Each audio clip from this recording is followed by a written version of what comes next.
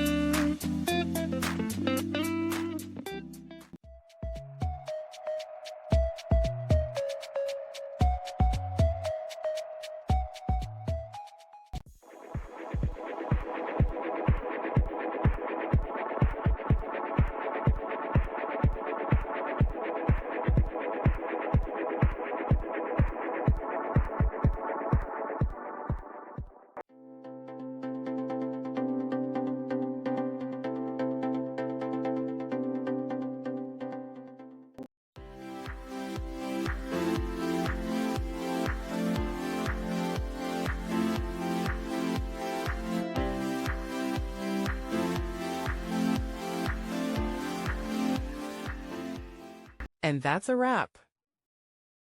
I hope you found the answer you were looking for.